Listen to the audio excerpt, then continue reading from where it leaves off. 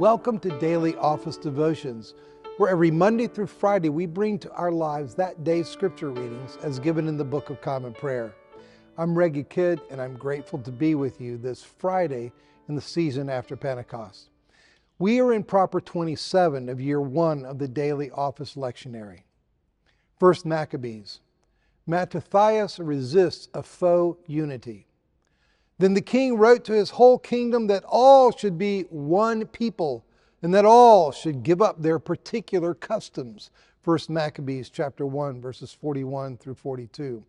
Antiochus IV Epiphanes manifests the Hellenistic aspiration for a united human race.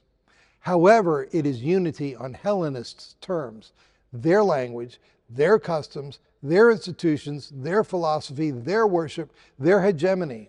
The forcible civilization of Jews required the destruction of Jewish culture.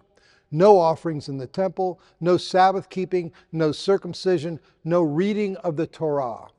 Instead, Antiochus imposed the sacrifice of swine on pagan altars in the land. He executed families that practiced circumcision, forced the Jews to eat unclean foods, burned the Torah scrolls, and decreed a desolating sacrilege on the altar of burnt offering, likely an image of Olympian Zeus. The enlightenment being imposed, as is often the case, is brutal. Predictably, the reaction within the Jewish population is mixed. Many, even from Israel, gladly adopted his religion. They sacrificed to idols and profaned the Sabbath. 1 Maccabees chapter 1, verse 43. At the same time, many in Israel stood firm and were resolved in their hearts not to eat unclean food. They chose to die rather than to be defiled by food or to profane the Holy Covenant. And they did die. 1 Maccabees chapter 1, verses 62 through 63. In protest of the ruinous paganization of the holy city, Mattathias ben Yohanan, a priest, moves with his family of 5 sons to his hometown Modin, some 19 miles west of Jerusalem. When the king's officers show up to impose the apostasy there in the hinterlands, Mattathias responds with the zeal of Phinehas. See Numbers chapter 25, verses 7 through 11. He slays both a Jew being forced to offer a pagan sacrifice and the king's officer who is forcing the sacrifice. 1 Maccabees chapter 2, verses 25 through 26. Mattathias and his family and followers then flee into the wilderness. There they refuse to defend themselves when troops from Jerusalem attack them on a Sabbath. After 1,000 of their company are massacred, the survivors vow to fight on the Sabbath if necessary. Let us fight against anyone who comes to attack us on the Sabbath day. Let us not all die as our kindred died in their hiding places. 1 Maccabees chapter 2, verse 41. An army of resistance gathers around Mattathias in the wilderness, and as the day of his death, apparently of natural causes, approaches, he urges his sons to continue the resistance. Arrogance and scorn have now become strong. It is a time of ruin and furious anger. Now, my children, show zeal for the law and give your lives for the covenant of our ancestors. 1 Maccabees chapter 2, verses 49 through 50. Revelation. John sees the rider on the white horse. At least in some way, Mattathias prefigures the great Christus Victor who fights a final battle to defeat his people's enemies, freeing them from the pollution of idolatry and all that defiles and destroys life. Then I saw heaven opened, and there was a white horse. Its rider is called Faithful and True, and in righteousness he judges and makes war. Revelation chapter 19, verse 11. In my and others' understanding of the structure of the book of Revelation, this vision forms a wonderful inclusio with John's first vision of a conquering rider on a white horse, Revelation chapter 6, verse 2.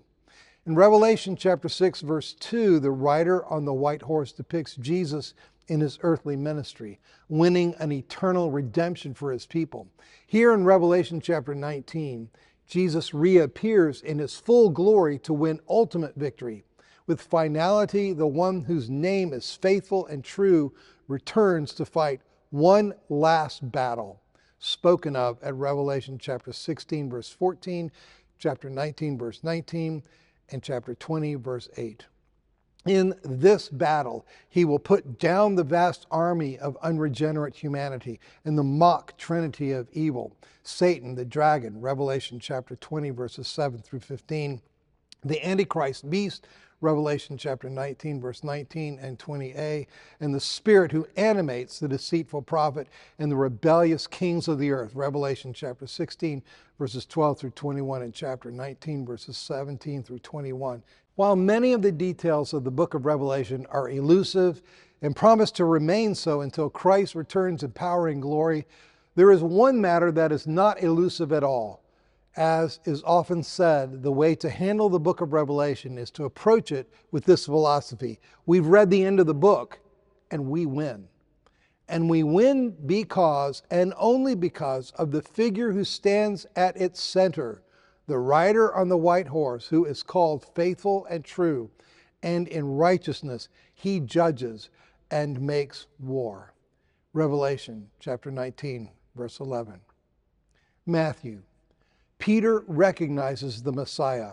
For all his confusion about everything else, Simon Peter gets this one thing right in the singular, most important conversation in all of Jesus' earthly ministry. When Jesus asks the disciples, "But who do you say that I am?" Peter speaks up with the decisively correct answer. "You are the Messiah, the Son of the living God." Matthew chapter 16, verse 16. Peter has much to learn about what that means, but he's on the right track. Same for us. We have a lot to learn about how the details of history and our lives will play out, but there's only one thing we really need to know to get there. Jesus is the Messiah, the Son of the living God, faithful and true, and in righteousness he judges and makes war. He will set all to rights.